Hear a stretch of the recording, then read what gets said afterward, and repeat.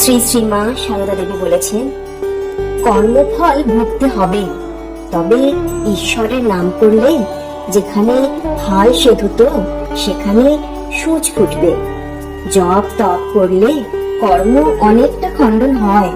যেমন সুরথ রাজা লক্ষ বলি দিয়ে দেবীর আরাধনা করেছিল বলে লক্ষ পাঁঠায় মিলে তাকে এক কূপে কাটলে তার আর পৃথক লক্ষবার জন্ম নিতে হলো না।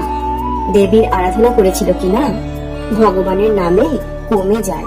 আপনি যা কর্ম করেছেন তার ফল আপনাকে কখনো না কখনো ভুগতেই হবে।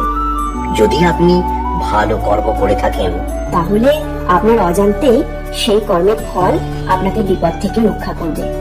যদি আপনি খারাপ কর্ম বা পাপ করে থাকেন তাহলে তার শাস্তি আপনাকে পেতে হবে। আপনি যতই লুকিয়ে গোপনে খারাপ কিছু করে থাকুন, কর্মফল যখন ভুগবেন তখন সবাই তা জেনে যাবে। আপনি জীবনে কখনোই খুশি পাবেন না যদি আপনি আপনার অতীত বা ভবিষ্যতের চিন্তায় থাকেন। শ্রী শ্রী মা সারদা দেবী বলেছেন, সংসারে কেমন করে থাকতে হয় জানো? যখন যেমন তখন তেমন, যাকে যেমন তাকে তেমন, যেখানে যেমন সেখানে তেমন। পরিবর্তন সংসারের এক নিয়ম। সময়ের সাথে সাথে সংসারের সব কিছুর মধ্যে পরিবর্তন করতে থাকে। এই পরিবর্তনের সাথে আমরা নিজেদের মানিয়ে নিতে না পারলে আমরা একা হয়ে পড়ি। আর সেই একাকিত্ব আমাদের ধীরে ধীরে গ্রাস করে। প্রথম প্রথম এই একাকিত্ব আমাদের ভালো লাগলেও সময়ের সাথে সাথে সেই একাকিত্ব আমাদের জীবনের অন্তিম পর্যায়ে পৌঁছে দেয়। সত্য কখনো দাবি করে না যে আমি সত্য, কাউকে সত্য প্রতিষ্ঠিত করতেও হয় না।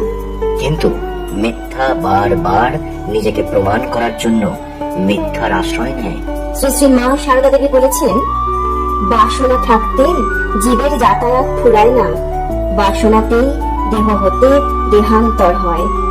একটু সন্দেশ খাবার বাসনা থাকলেও পুনর্জন্ম হয়।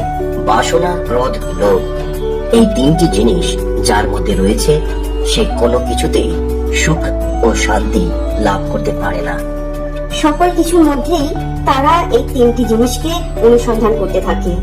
প্রকৃত অর্থে এই ব্যক্তি মিথ্যার আশ্রয় নিয়ে থাকে এবং পরবর্তী জীবনে একা হয়ে পড়ে।